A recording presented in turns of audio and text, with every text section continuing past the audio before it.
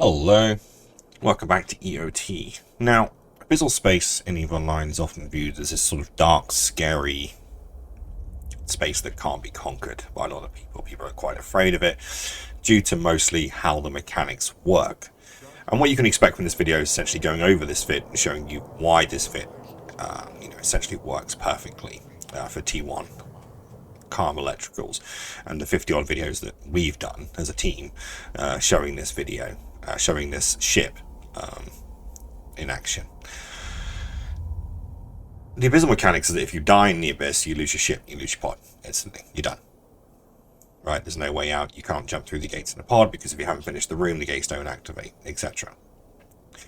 So we, for a long time, tried to find a fit that would actually work perfectly, that could run a T1 calm electrical no matter what was in that room, if it was a devoted knight or if it was the Dramiels or whatever it was that was in there.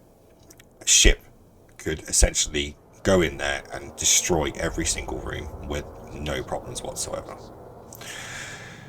So I turned the problem over to Odin, one of our team members, and I said, right, I need something now. The ship that's being used is not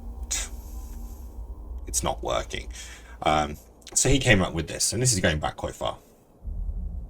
So this is a Retribution, and a Retribution is an Amarr assault frigate, and essentially it requires Amarr frigate 5, spaceship command 1, Amarr frigates 1, mechanics 5, power grid management 5, and spaceship command 3.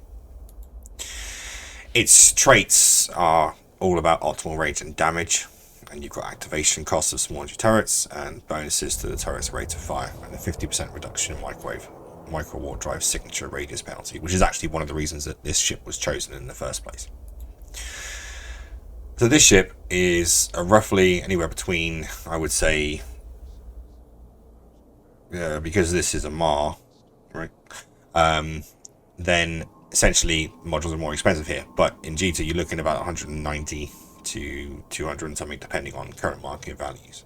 So you got the four small focus pulse laser 2s, the Shadow Serpentis 5mm Microwarpdrive, the Thukker small cat battery, the assault damage control unit 2, one Corpii A type small armor repairer, a true Sansha multispectrum coating, 2 heatsink 2s, a small NG Ambit extension 2, a small O processor overclocking unit, which is very much needed, and of course Scorch and Conflagration ammunition for the ship itself.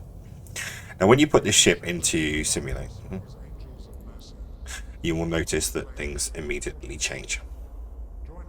Now the damage with Conflag unheated is around 365, so if we overheat it, it goes up to 419. It is a lot of damage for an assault frigate. And due to the speed of this ship itself, you can close the distances in Abyssals with the battleships that are actually on the outgates within 5 to 6 seconds. And you can fly straight at them. You do not have to worry about incoming damage, simply because you're on them before they can fire 2 or 3 shots. And even if they do get through your shield and into your armor, you've got your armor repairer. As you can see, in simulation mode, when out in space, the EM is at 91%, 88% thermal, 93% kinetic, and 97% explosive.